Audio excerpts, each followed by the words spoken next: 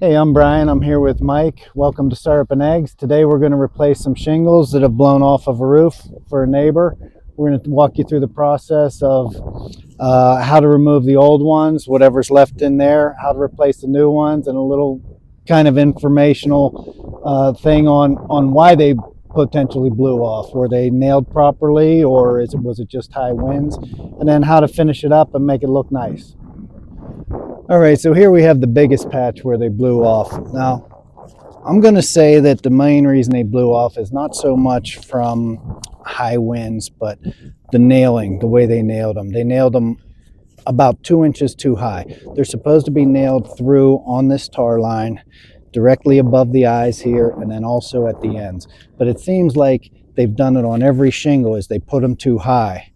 So they don't, there's a reinforced strip in the shingle that doesn't let them slide out. If you come closer here, Mike, you can see this. The shingle is literally sliding down and ripping apart over that nail. Same thing here.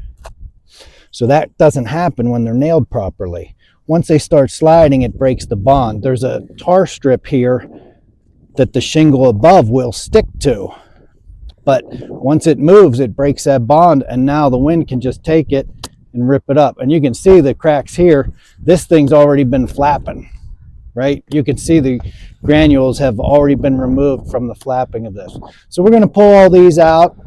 And then, as I was saying, the nails go through the tar strip right there at the reinforced spot. You should have 4 nails per shingle. I'm going to pull out a couple new shingles here to show you what happens, since it's a little bit difficult there to see. Now, if they're nailed properly, you're going to nail here, here, here. Okay, so what happens when you nail here? It goes through the shingle below it. So if I were to remove this shingle below it, I would have to lift this and pull this nail, the nail here, the nail here, and the nail here. The shingle won't come out when nailed properly. You would then have to go to this shingle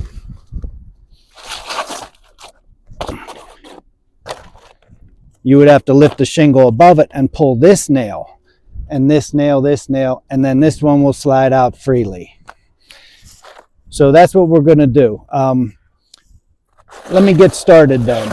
First thing you need is a pry bar. Some sort of a flat pry bar, and you break the ones that aren't loose. You can see a tar strip that hasn't been worn away from exposure. And you saw what that took for me to get that loose. Now here you see again, this nail is too high also. So anywhere that we do a repair, we're going to put additional nails in where they're supposed to go to kind of prevent some other ones from blowing away. So I like to take the whole area, because this shingle is coming out. That means I have to free up this one, because these nails should have been through this one. And we have to free them up, even if they're not, to check, and then also so that we can reinstall them properly. We also have an area up here that we're doing, so we'll take care of that after we do the big area here.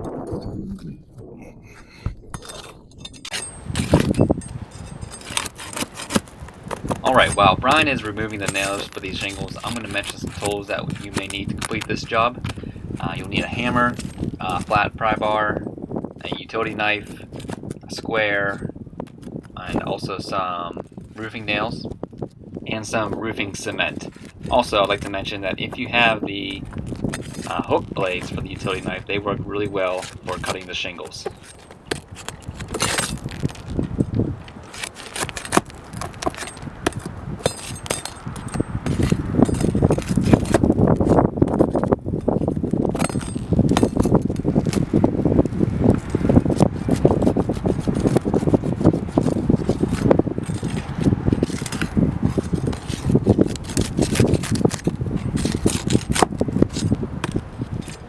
Hey Mike, I'm gonna do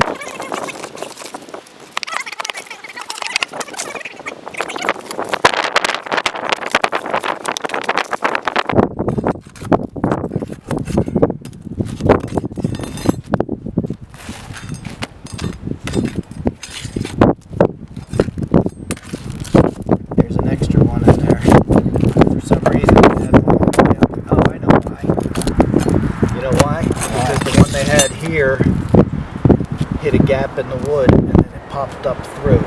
So they knew that they hit the gap in the wood, didn't pull it, and just nailed one up higher. Had they pulled it, that never would have popped through and caused this situation. And then, all right, now here we have a situation where there are 4 tabs missing. A shingle is 3 tabs. We have 4 tabs missing. So our first shingle misses to here, and then just a single tab is blown off here. So we could either take out the whole thing by, you know, disrupting all of this, which is intact, or we can free up all of our nails and everything like we were going to do for removal. And then if you have a hook blade like this, you can reach up in there and just come straight down and separate that tab. Just like this.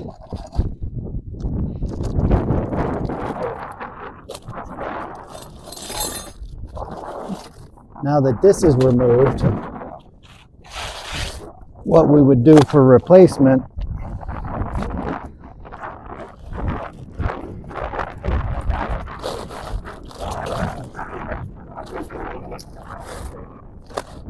would be to use a single tab in here. Right, so that's going to go there along with a full shingle. That saves you from having to rip into a good portion of the roof. That also, sometimes you might have individual tabs throughout the roof. You can do one at a time instead of using entire shingles and disrupting a larger area. Okay, now we're going to just start putting them back in. All right, we're fighting the wind here with the sound, so Brian is saying make sure you don't have any loose nails around or anything sticking up, and we're going to make sure everything is tapped down real well. Before you do this, Right, before we add the shingle back in, we're going to tighten up this lower area and put the nails where they're supposed to be, about 1 inch from the end and directly above the eyes here. Now these have a way better chance of surviving the next wind.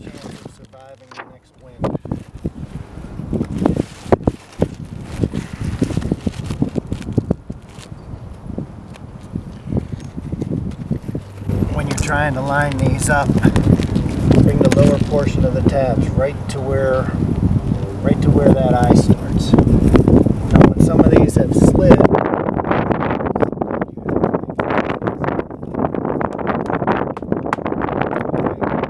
Alright, Brian's going to add a nail on the adjacent shingles just to help out his neighbor there, because they weren't nailed in the right spot either. So just adding that nail in the tar strip on the shingle where it should be to help out his neighbor.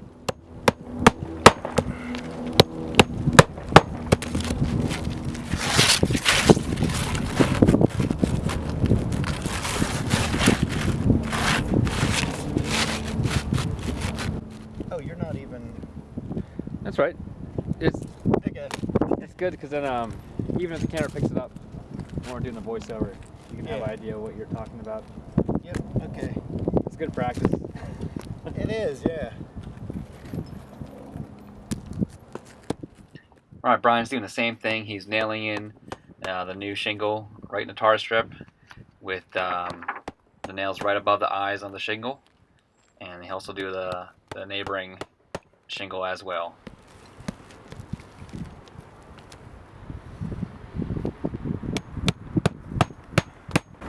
Alright, nail that in. Don't forget its neighbor.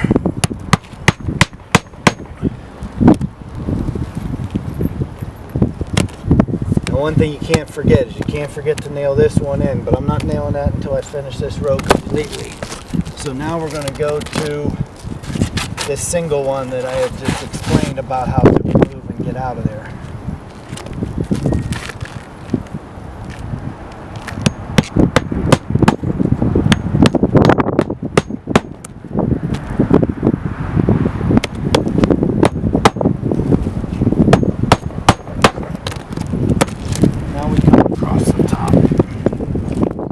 Brian is doing this, you can't see me, but it's still very windy and I'm also freezing.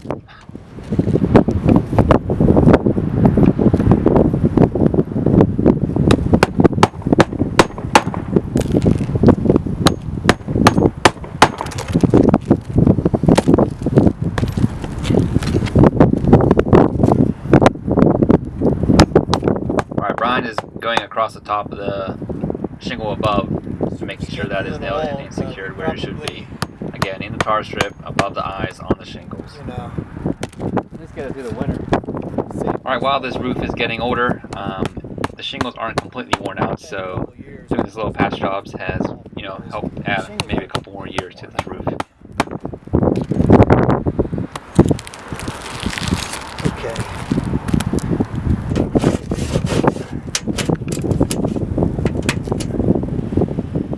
Brian is removing the nails in the vent to get to the shingles underneath of the vent. We're going to have to replace all of those with new shingles.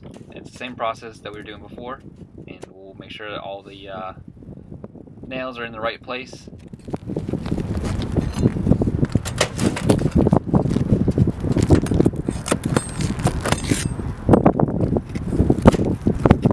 So Mike, look at this.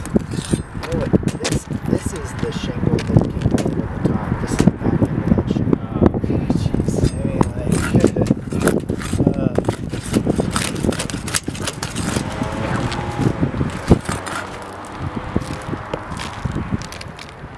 which doesn't make any sense because do they have the ridge vent in there? Did they cut the opening?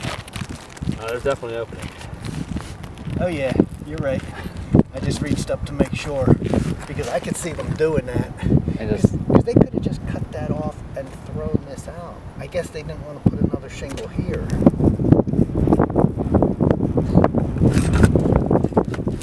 I get this proper margins like it's.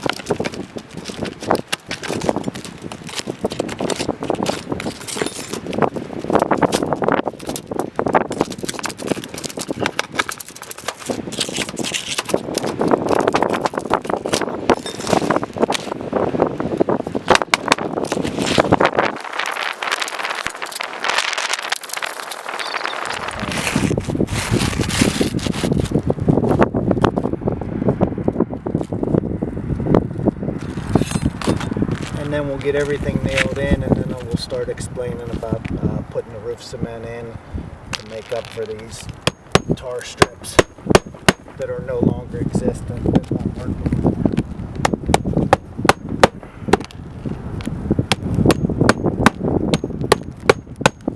One of my funnest things to do, like on those mission trips, is when we're doing shingles, showing people how to nail, and they can't nail it all. But then by the end of the week, they're actually doing it. Yeah.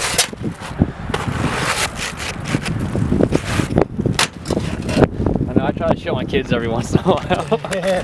They're just not strong enough to hold a Yeah. full-size hammer. So we're going to take the top of this off because we want to make sure. Alright, Brian's going to cut the top of this shingle off. We don't want to cover the opening in the vent for the airflow. The airflow underneath here, right? Because that's where all the hot air is escaping from.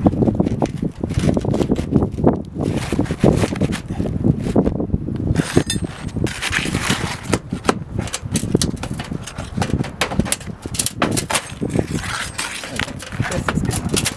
We're not dealing with this.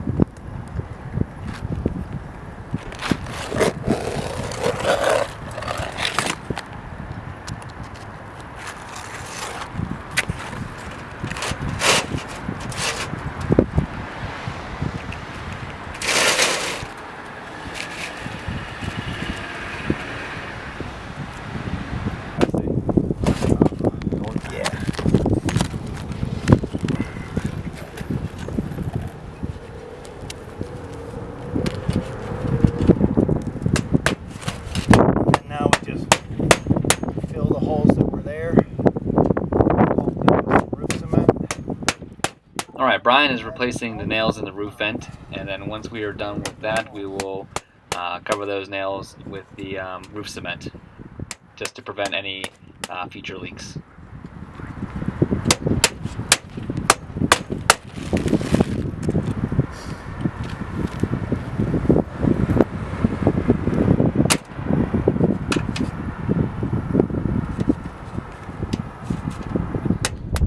Okay, now we have a single tab. I'm going to show you how to do that. I started up there, but this is completely separate, so maybe this will make more sense.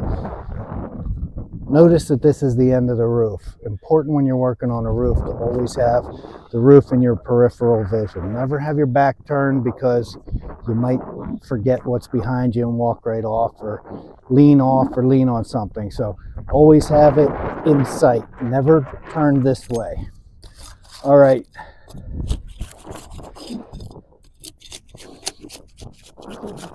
We're going to go through the same procedure as the other part. It's just a little bit modified so that we don't have to pull out a ton of shingles. Oh, you know what? Look at this. This is the end of one, so we'll just pull this. So this is not going to be what I thought it was, Mike. We'll use the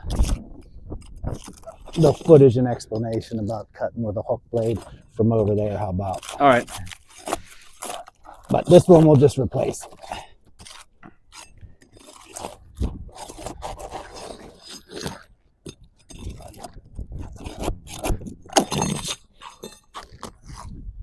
But I will show you how to cut a shingle.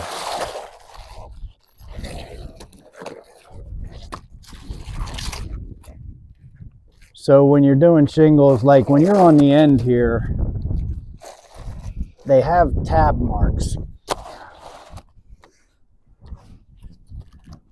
Right here, 6 inches in. This is 12 inches, this is 6 inches. You would score that and put it in.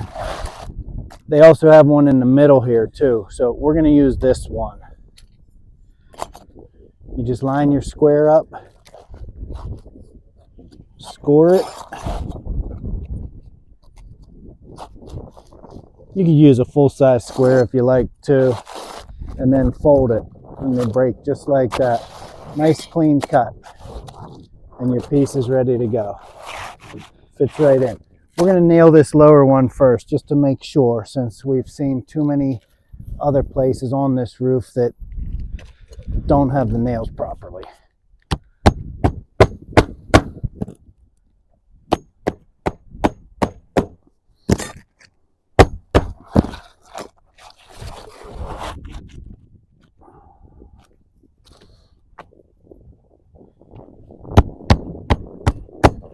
Remember, 1 inch from the end, above the eye, and there's no need to go over here, because what you've got is you've got your fascia board here, then you have your sometimes a drip edge, and then you let the shingles hang over. So there's going to be places where there is no wood. Come up here and nail the ones above it, since remember, your shingle is up here, right? So this nail has to go through and hold that in. And then we're going to go get some caulking, some roof cement, and seal everything.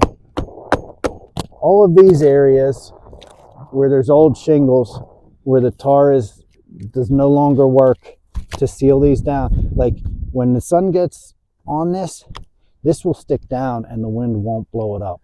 But this side will still be free flapping around. So will this. So we put a little line of roof cement caulking at anywhere that we've loosened the shingles from. All right, let's get cleaned up a little bit and then we'll get started on it. All right, now we're going to seal up all those places I told you underneath those tabs where there's no more sealant to hold the shingles down. We're going to use a roof cement. That's probably the best thing for it. Cut and poke, and then wipe it off so you don't get it all over everything.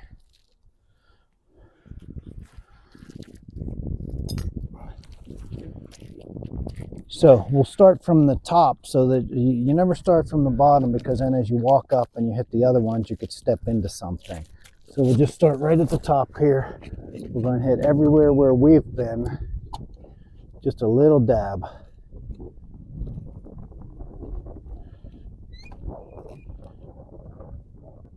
And then Mike, on this, this has drain holes in it. Right. So you got to make sure you don't put your nails there where you're going to fill them with caulking accidentally.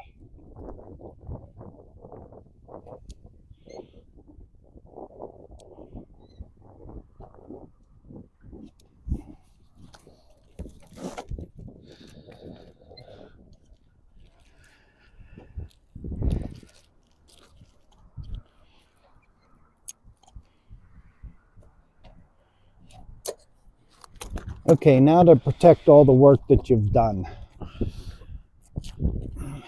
Anywhere where you have a loose shingle, you just put a small bead. Yeah, I'm gonna get on this side of you. Don't forget about behind you. Anywhere where you've loosened up, all you're doing is replacing the tar that was already there. Because this shingle, we pulled all of these ones, so don't forget, don't just come down here and start doing it. We'll start right at the end so that we know when we're done.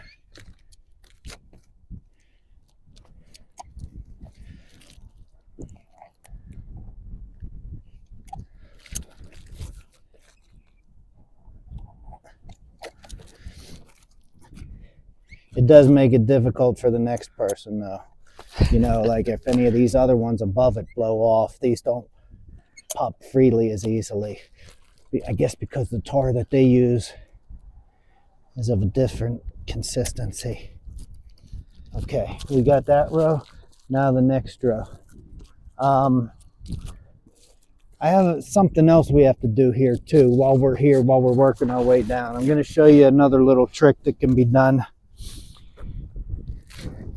If you have a hole in a shingle, like from that nail pop, and you don't want to replace it, or you know, for whatever reason it might be, you can put tar underneath there, right? And that will fill the hole.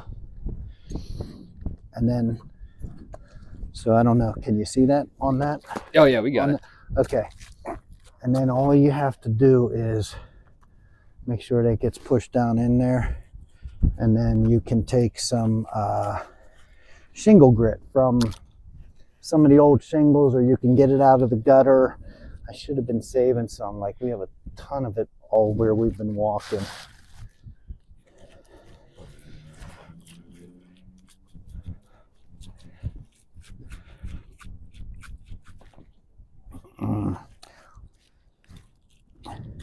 Okay.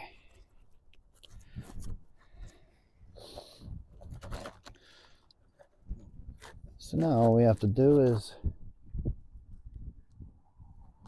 feed it onto there. All right. A little light touch.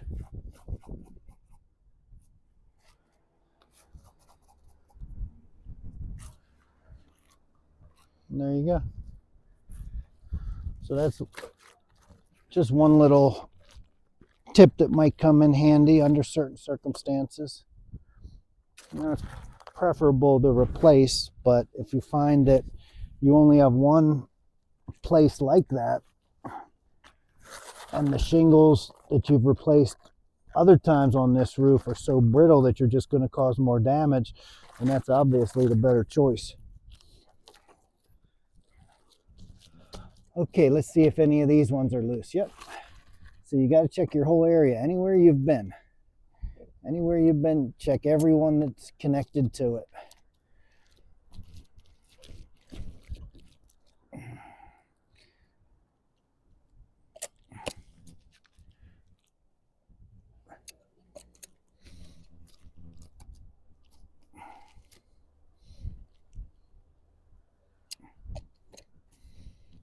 Now you got your brand new shingles, and they're super flexible. They'll pick up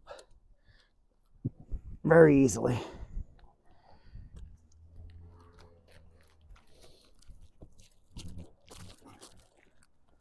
That's it.